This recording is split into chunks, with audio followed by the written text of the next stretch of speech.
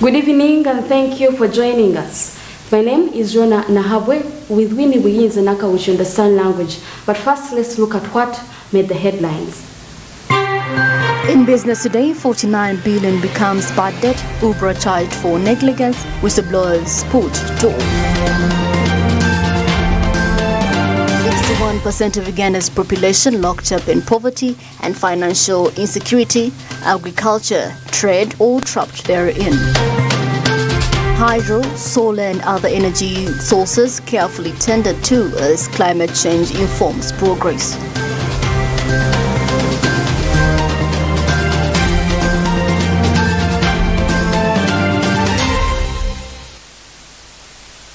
In our first story tonight, the NSSF Select Committee has put the Retirement Benefits Regulatory Authority, URUBLA, to the sword for negligence as 49 billion shillings lent to the fund becomes bad investment. The NSSF probe proceeded on a dramatic note today as the infamous whistleblower Mr. Matua Job appeared before the committee for the last time. Excited and hoping it was business as usual, the court surprisingly changed and escaped prison by a whisker. When asked about his relationship with Minister Amongi, he first denied ever meeting her before the petition, but later on gave contradicting statements, much for the tirade that followed. Did you meet the Honorable Minister anywhere? Be very careful, you are on oath. Thank you very much. 2 weeks before I petitioned, did I miss the Honorable Minister anywhere? No. I would recommend, like the previous colleague, that the CID takes over the witness for further investigation. In response to the query about the NSSF acquisition of intel about the NSSF crisis, he told the committee that the minister in question referred him to the parliamentary Hansard on the 15th of December last year, yet the minister presented the said report, something that clearly indicated that he was lying to the committee. 15th of what? We'll state the whole date. Of December 2022. 15th of December 2022. Yes. You've put it right. Yes. The minister presented according to the record of the Hansard here. Yes. On Thursday, 19th January 2023. So yes. How does that relate? And you wrote on 14th December yes. 2022. Remember, there was an earlier presser that the minister held at the National Media Center. We are not talking about the pressure. Yes. You've referred to the public document. Members of the committee suggested that Matua be put on oath for he was lying. Once you are put on oath, should you lie and the facts indicate otherwise, you will have committed perjury. This is a minimum offense of 3 years and above in prison. Clerk, administer the oath. I, Matua Job Richard, swear in the name of the Almighty God that evidence I shall give touching the matter before the Select Committee on the state of affairs in the National Social Security Fund, into bracket NSSF, shall be the truth, the whole truth, and nothing but the truth. So help me God. Earlier on, members of the Uganda Retirement Benefits Regulatory Authority, UBRA, failed to explain why the regulatory body came short on its mandate as the 49 billion was lent to private companies, Uganda Clays and Housing Finance. If you write off a loan now that was given in 2010, it means they cannot totally make this money. 2008, 2009, 2007, this company was making total losses. What does NSSF do? Gives a loan. It's a bailout. The next 2 years, they are showing a slight recovery and they go back into losses now, which leads to writing off the loan. This loan was supposed to be paid in a very short period. I think it was 1 year. But now, 2010, this is 2023. You can imagine 13 years. When the loan was first made, the regulator was not there. I think that was in 2011. 10. Number 2, when we undertook on-site inspection, we identified this unsecured loan and we raised it. And we demanded, yes, we raised it. And we demanded this loan has to be has to be secured. Today marks the last day for the witnesses that appeared before the committee as the country awaits remedy for the probe. Samlanifa, Smart 24 TV, Business Today.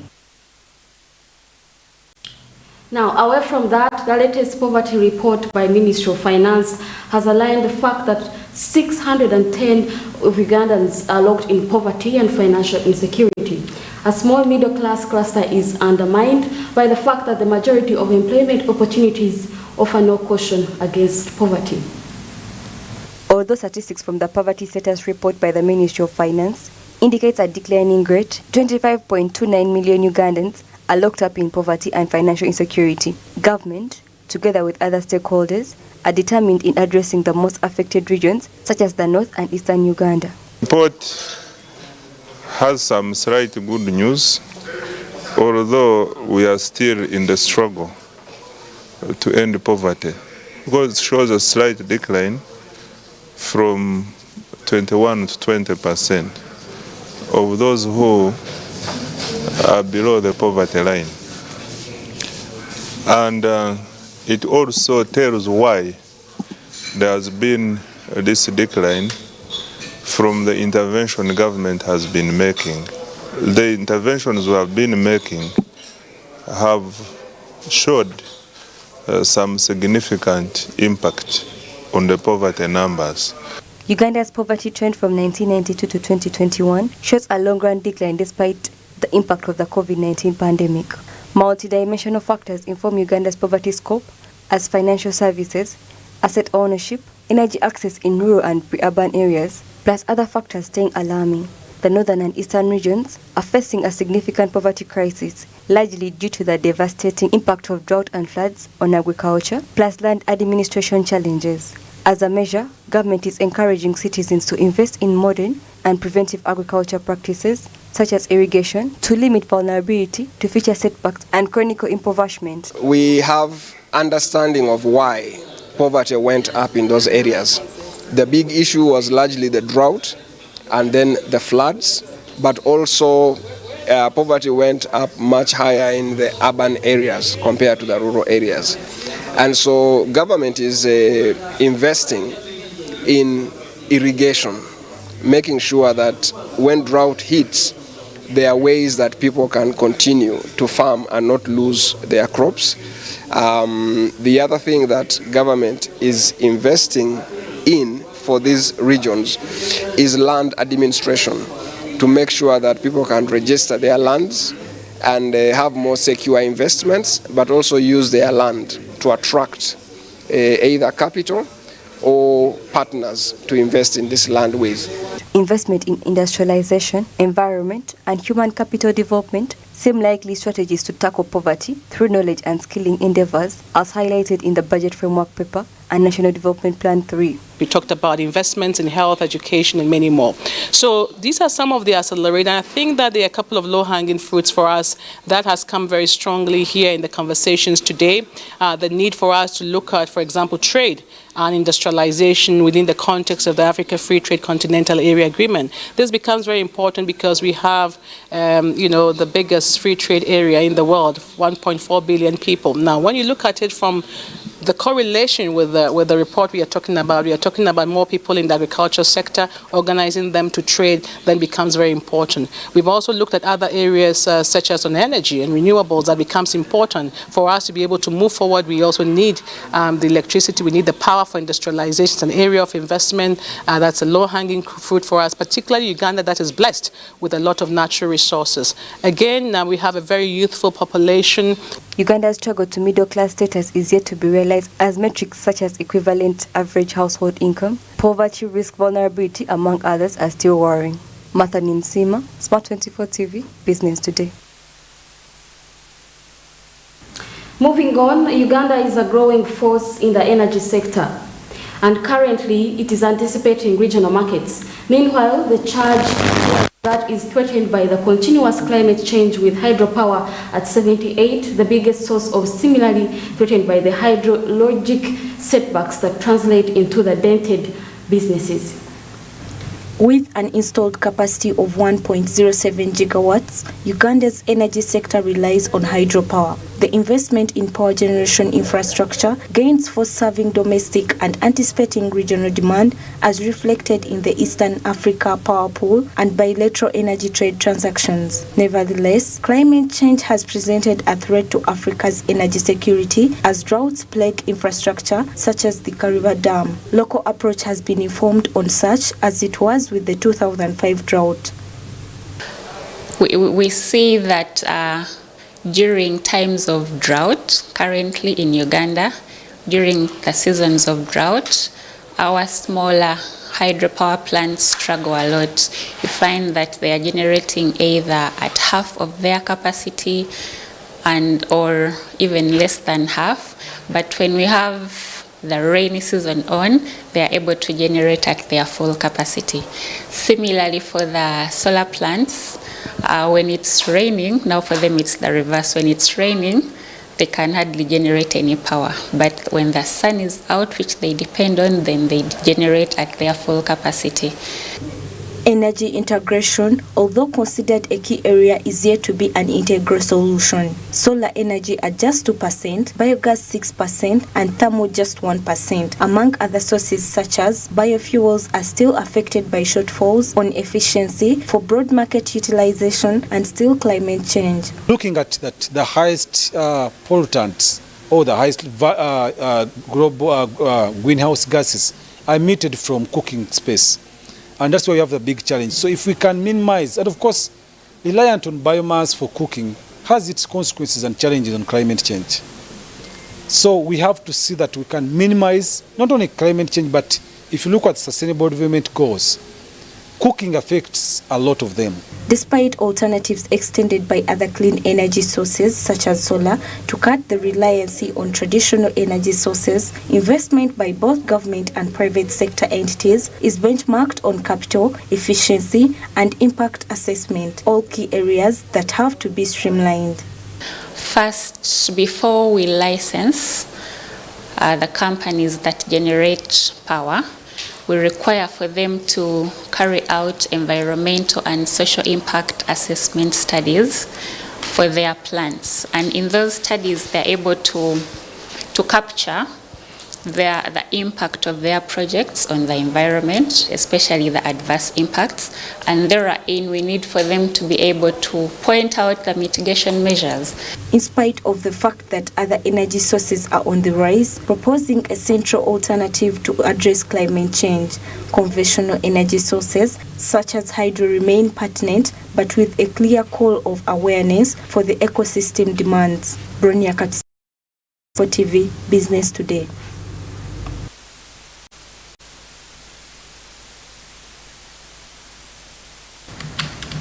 Away from that, let's now look at more from NSSF. Now, the NSSF probe gets more hot once again as Sam Linyomoki is being chased out of the NSSF Select Committee. Winnie Mpaka Sam Linyomoki is the NSSF board member earlier on and wrote to the Parliament Committee that investigating chaos at NSSF, informing them that he will not be able to attend any other hearing because it's biased. But out of the blue, he was seen in today's hearing.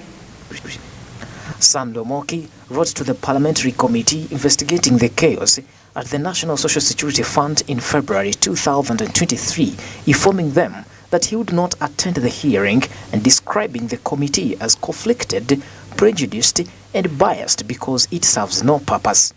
However, Linyomoki defied his judgment today when he reappeared, which led to controversies until he was thrown out.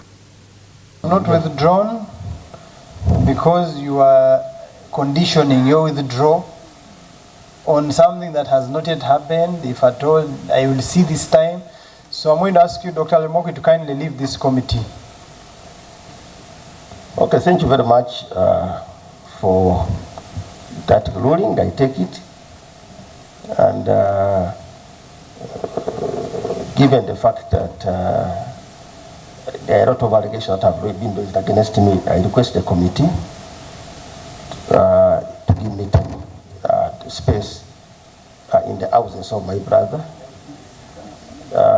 But if it's not possible, then so be it. Thank you very much, Mr. Chairman. Wish you a good evening. Okay. Can we proceed with the presentations? In the lengthy worded letter addressed to the Speaker of Parliament, Lumoke said that there is a well-crafted agenda against him. Before being chased out, he mentioned that one of the members of the Select Committee to investigate the NSSF, Charles Bakablindi, is a board member of the NSSF, which he believes is unethical because he cannot investigate himself. He was then told to withdraw his judgment, but he refused. The statements you made about this committee being biased. Otherwise, I would not find it of any consequential value. For you to appear before the same committee you have reservations upon. So you'll either withdraw the various statements you made about this committee, or you'll have to excuse yourself for your own interest, not to appear before a biased committee and be harassed. So I don't know what you're going to take.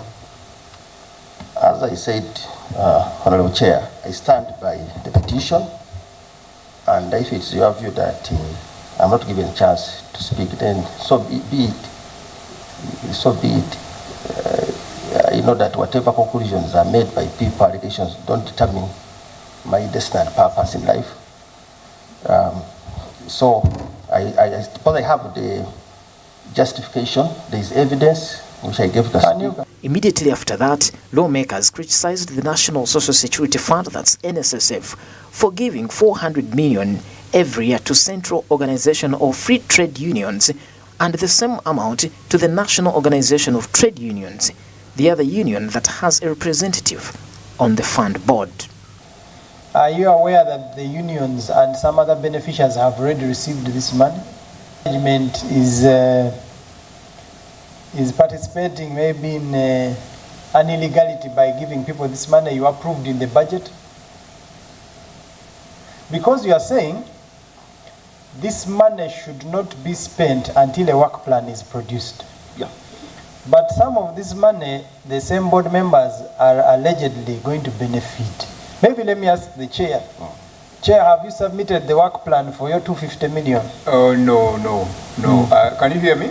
Yes, we can. Honorable Chair, nothing like that. All these matters to do with the corporate social responsibility and so, we told management very clearly, get the work plans, get all the activities ready, and also take us through the accountability instruments, and then we need the regulation. But since the 250, you are the beneficiary, it's a simple question. Have you submitted your work plan or not? Nothing, I haven't.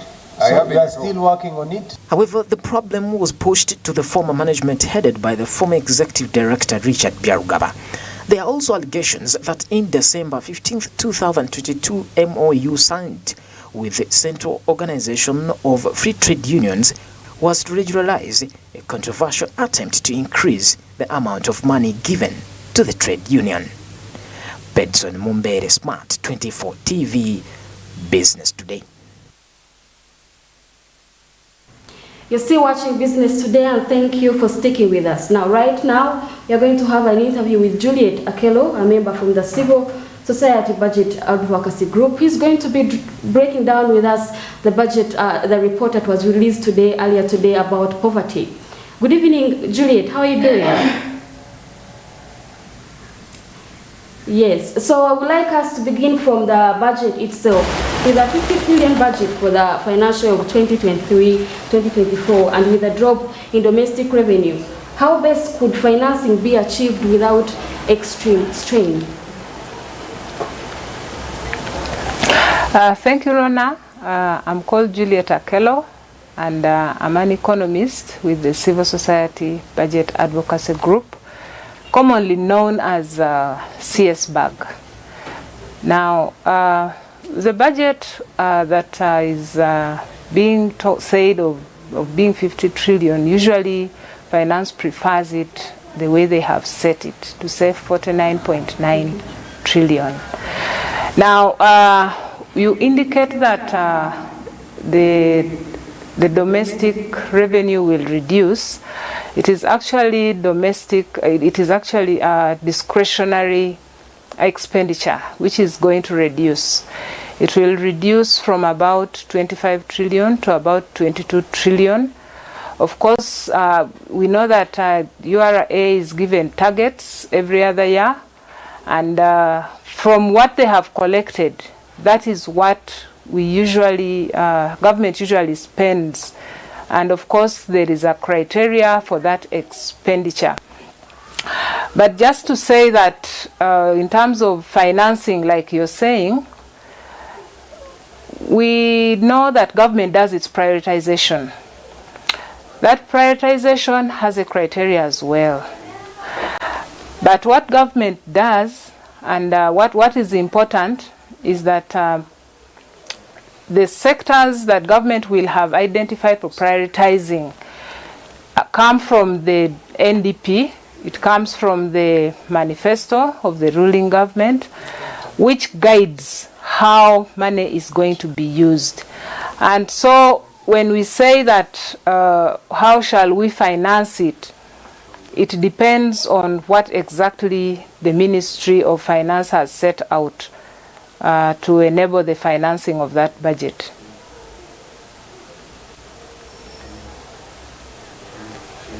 Value addition is key growth and opportunities. Its number is one of the government's priorities. I would like to know if mineral development, if you think mineral development matches the demands in there, for instance, in areas like Karamoja that are really affected with poverty, but we do know that they do not have enough mineral development, yet they are blessed with gold per se. How do you think this can be able to match with what is being allocated to value addition? Now, value addition, we might not target to mineral development alone. Value addition is critical in all sectors. And for that case, I would prefer that value addition is done within the productive sectors, okay? Now, value addition is important because, first of all, it raises the bargaining power of the producers or the sellers. It gives them access to markets, but within and then also without. Without, I mean being able to access the markets outside, and of course it helps the products to be competitive. And so whether it is within the mineral development sector, we need to basically look at what is it that is bringing forth foreign exchange to the country. And that is where I would prefer that value addition is done. In that case, sectors like agriculture, sectors like industry and services, those are the productive sectors that are bringing in forex for government. And so if there is value addition in those sectors, it is very clear that we shall have good productivity, we shall have competitiveness of our products out, which will fetch enough foreign exchange so that we can have enough within our coffers, within our reserves, to be able to settle different obligations, like even debt, because our public debt, especially external debt, is usually paid using foreign exchange. And so value addition should not just be for specific sectors. It can go across, but mostly important within the productive sectors that bring forth a lot of forex. Maybe the other I could add is that we know that coffee in the agriculture sector is one of those that brings in a lot of foreign exchange for the country. In terms of it doing better, that will be one of the areas that government can focus. And yet recently there was a report, I mean within the national framework paper, you notice that the Coffee Development Authority had some bit of budget cuts, which for me, I would prefer that those budget cuts can be reduced and maybe part of that money taken to do value addition for the coffee production. Maybe to move away from value addition, of course, with 61% of Ugandans locked in poverty and also financial insecurity, do you think the previous budget, that was around 19.2% that was awarded to human capital development, and of course the current projections around 18.7%, because we see a decline there, do you think the present efforts to address innovation and youth entrepreneurship could be justifiable and we could see a change in regards to poverty eradication? Now, about poverty being 61%, I would prefer to correct you a little. I think it isn't 61%. We need to set the record straight, especially for our listeners. There is a 20.3% poverty level as we speak right now, and that has been that poverty rate has been done considering the criteria that Uganda has been using in relation to using income and expenditure. Now the other 41 that we seem to see an addition to considers health, considers education in it, it considers financial inclusion, employment, and something else which I have forgotten. And this is the first time that Uganda is taking on this kind of approach to ensure that they can rate poverty based on all the basic indicators that can indicate that someone is really poor or rich.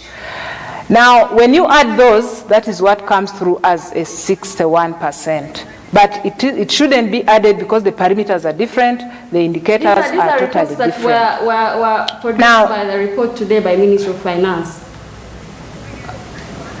Oh yes, that is what I'm saying, that they are different. The 20% and then the 41% have been done differently. And so if we are doing a discussion, we need to discuss them differently.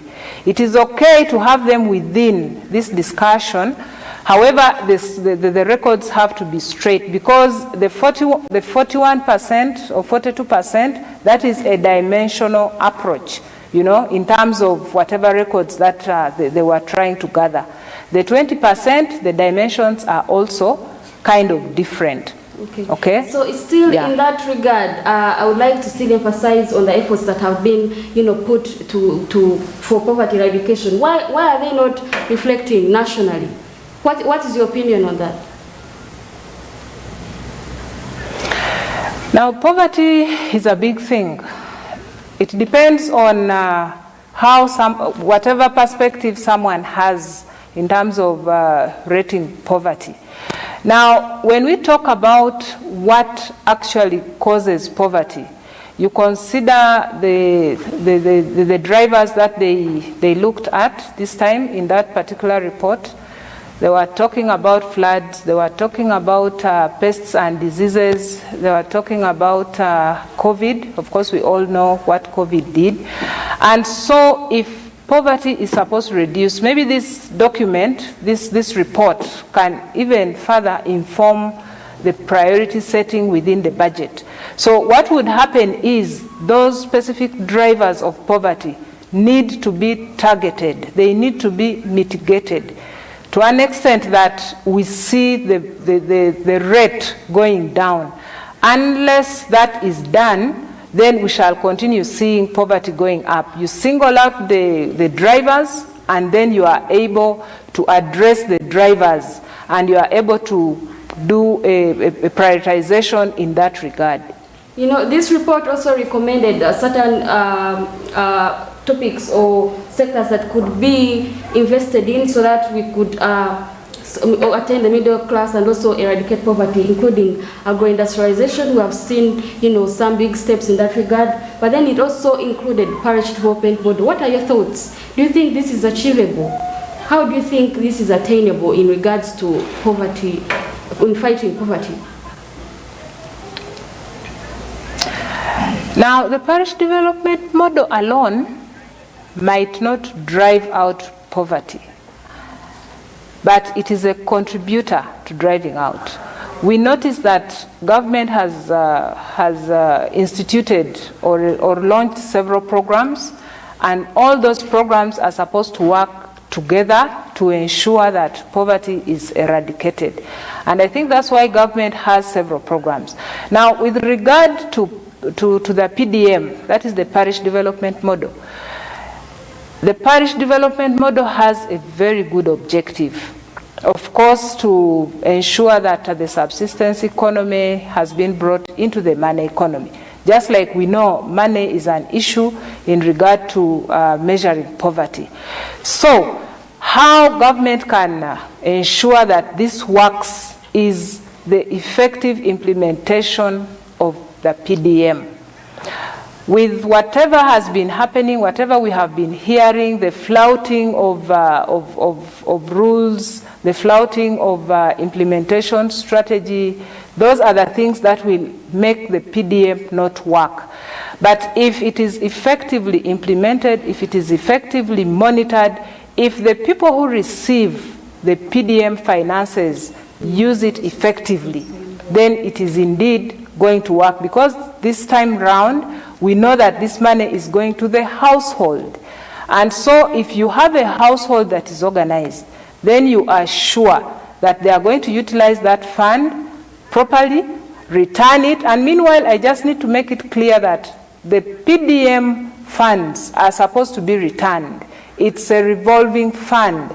And so once that money is returned to the circle, another person is expected to use it. It should have a multiplier effect to an extent that within the parish, poverty is driven out. But unless the community understands that, it is then not going to achieve its objective in terms of driving or eradicating poverty.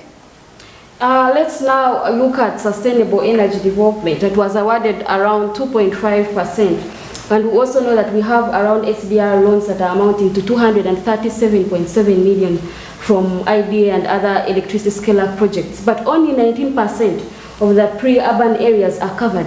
What best explains this mismatch?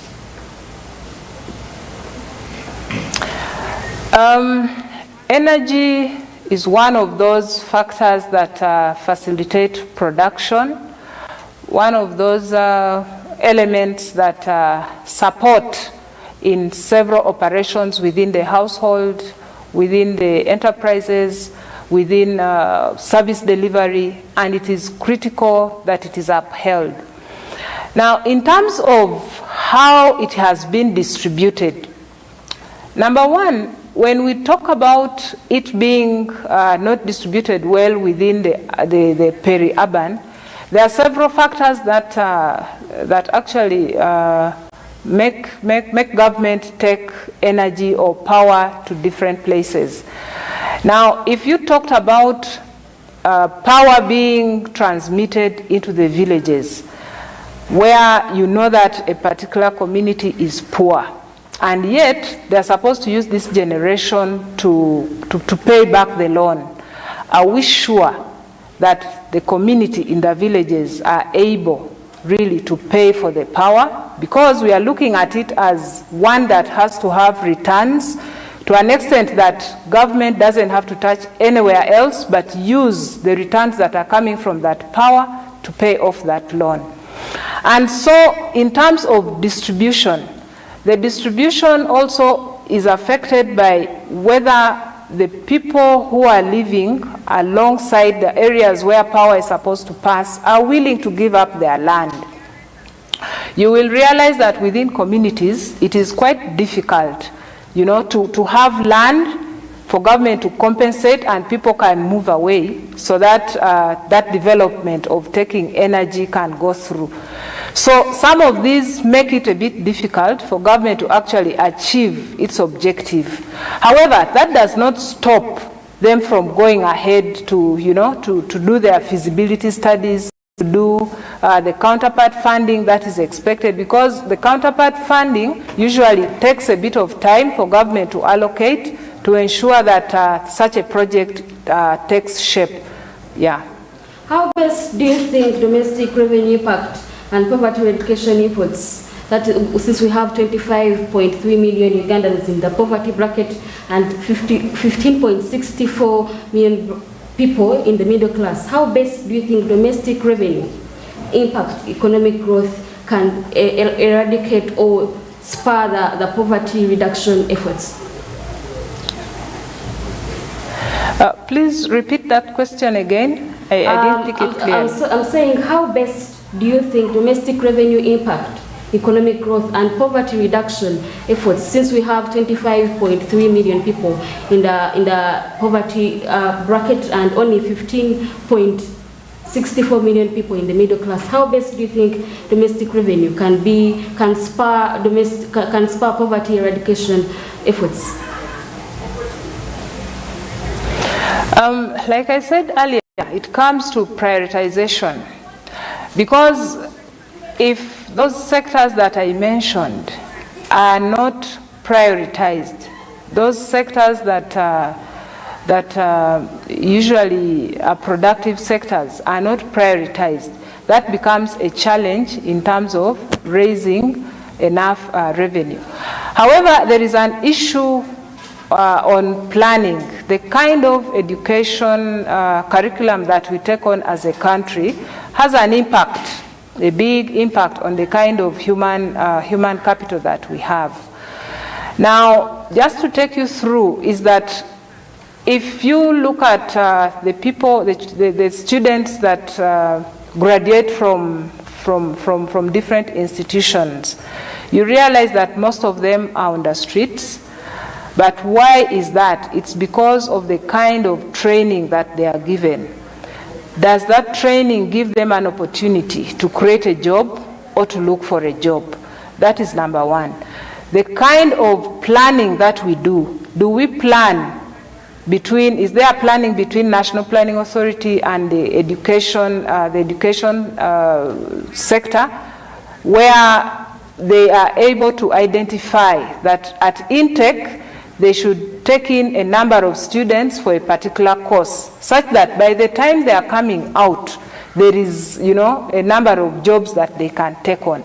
If only government could take on the kind of curriculum where students are trained with skills, such that when they come out of school, they are able to look for their own jobs, they are able to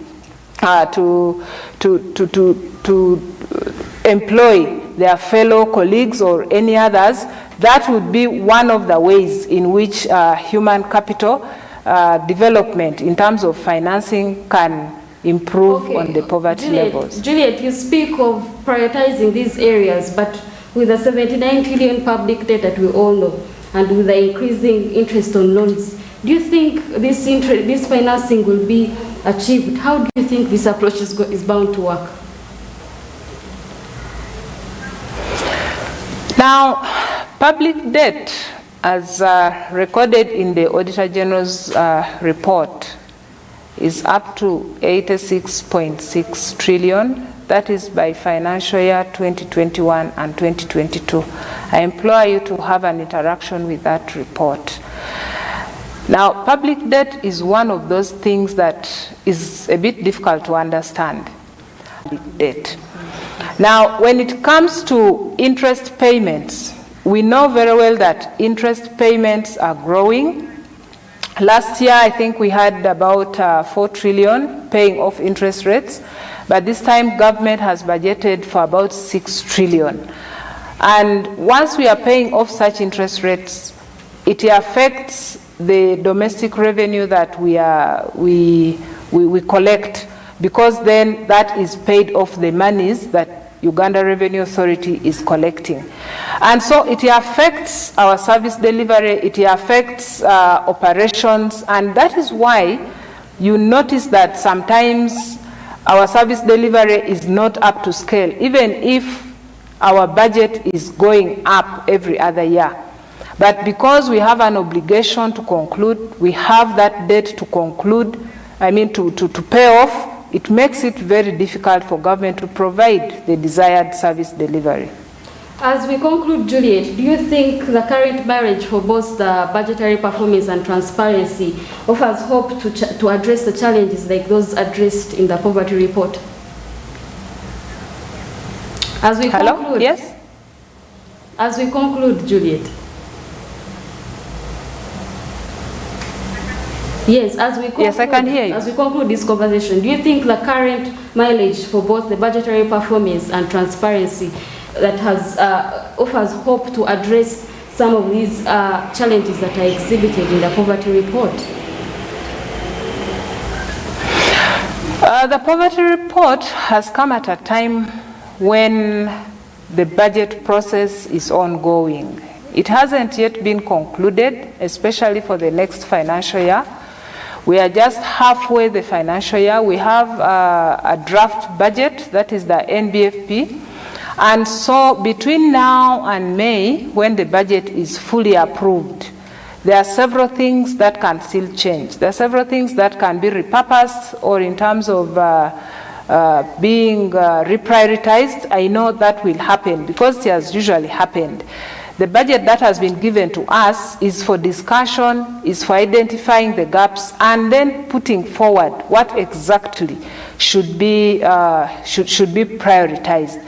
And in that case, and in relation to the report that has come through, if government could look at those areas that have caused poverty and the priority, the financing can target those areas that are causing poverty, yes, indeed, we can target it and poverty can be dealt with. But then knowing also that we have the NDP 3 almost coming to a close, we have about 2 years to conclude it. The report is still very relevant because then it will inform the formulation of the 4th National Development Plan.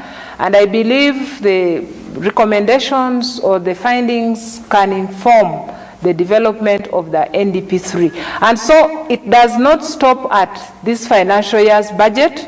It is going to be a continuous thing because you will know that poverty does not come, as a 1 year's thing. It is something that is tackled over a period of time.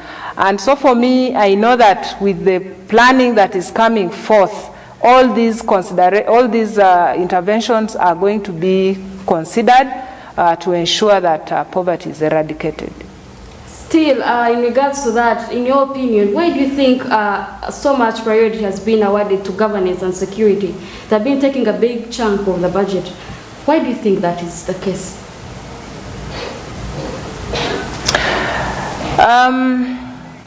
I would say, and this is my opinion, is that when a country is secure, then several things can go on. We are able to live peacefully. We are able to do our businesses.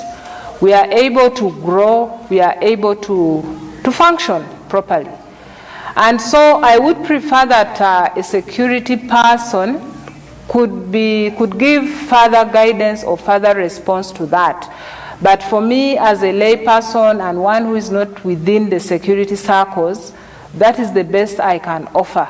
That if we are stable, then there is economic growth, then we are able to do the things that we can do to enable us move forward, to enable us develop, to enable us, grow as a country. Okay. Thank you. We'll close on that note, and of course, Juliet Akello, thank you for allowing to speak with us as we break down this poverty report.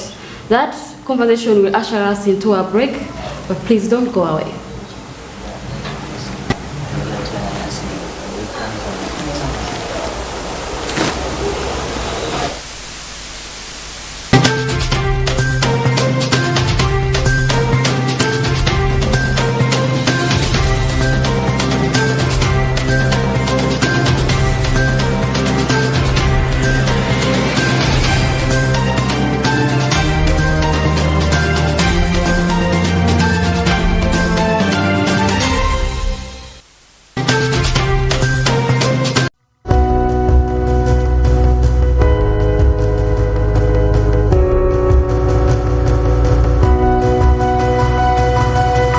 Smart 24, driving business.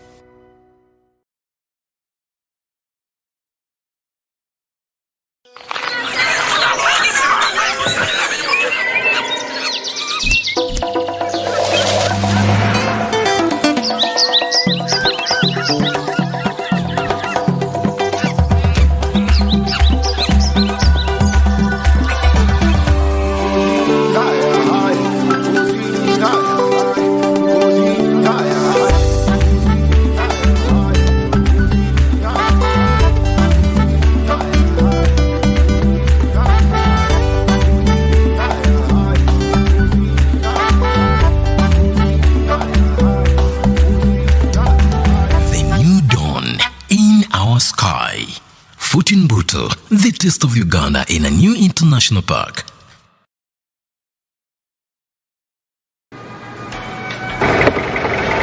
He must be rich, tall, handsome, from a respectable family.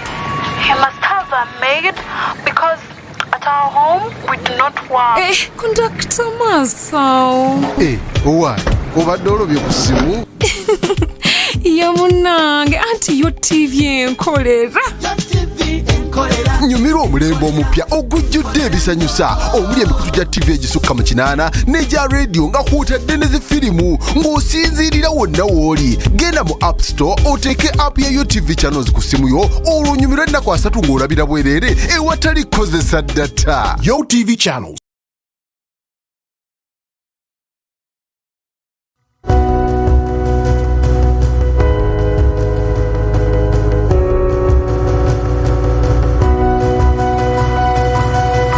Smart 24, driving business.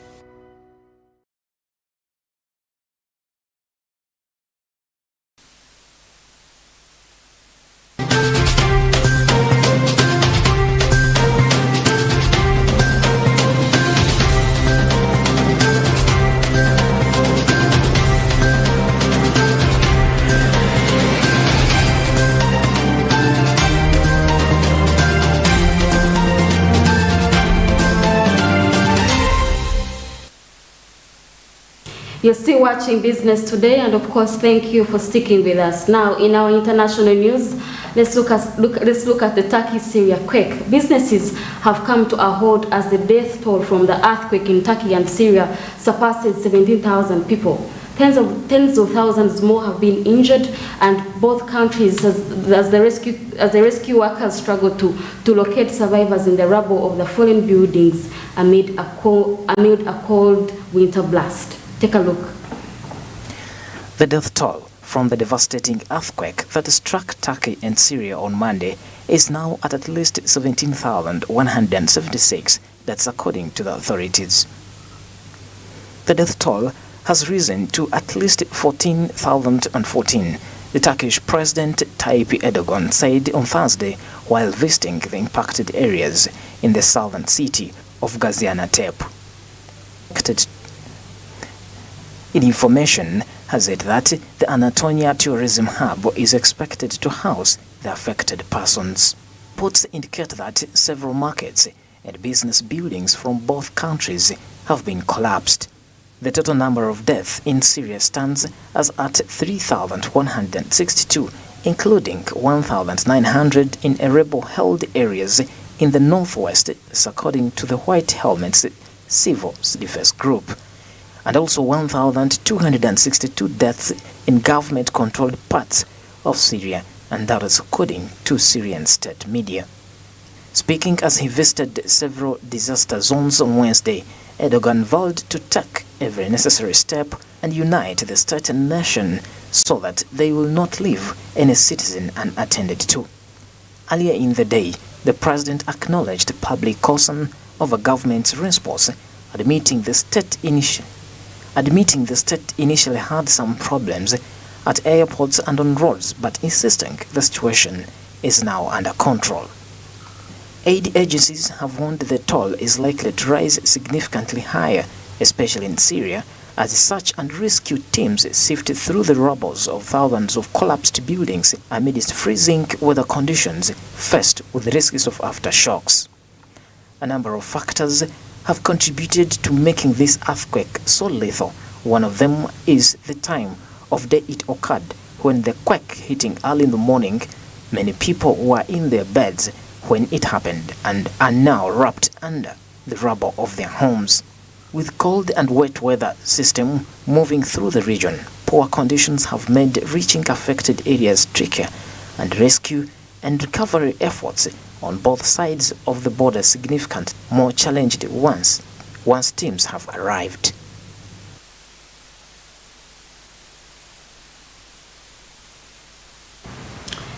In other news, Nigeria, several banks in Nigeria have shut down their branches as threats of attacks on their staff and facilities. The angry customers intensify across the country.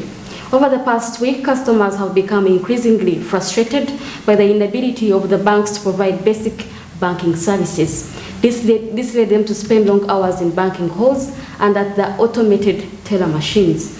Customers have continued to grapple with the twin headache of unavailability of the new Naira notes, which were recently introduced by the Central Bank of Nigeria, as well as the bank's slow internet servers. More drama unfolds in this story. The new notes were officially launched in November last year, where Nigerians were given until 31st January 2023 to deposit all their old notes, which will cease to be the legal tender. Commercial banks then began to ration the newly designed Naira notes as the 31st of January deadline approached. As the Central Bank of Nigeria had earlier announced in October that the redesign of the 200, 500 and 1,000 Naira notes. More to that, small-scale industrialists and entrepreneurs in the Federal Capital Territory have continued to count the losses of the lingering new Naira notes scarcity. They told the news agency of Nigeria on Sunday in Abuja that the situation was hurting their businesses as they continue to record a low patronage. A leaked internal memo from the First Bank, which was seen by the African Report, stated that the ATM withdrawals have now been limited to only 20,000 Naira per day. This is from the initial 120,000 Naira. Also, customers holding ATM banks of other banks would only be allowed to withdraw 5,000 Naira from the First Bank and ATM machines. Ronnah, Nahabwe, Smart 24 TV, Business Today. That story will now lead us to the end of Business Today. As always, thank you for the pleasure of your company. My name is Ronnah Nahabwe with Winnie and Nakawuki on the sign language. And I remind you that in case you need to follow up or you've missed up with the rest of the stories, you could always catch up on YouTube at Smart 24 TV Live, and then also follow up on our social media platforms on Twitter, Facebook, and the like. Good night.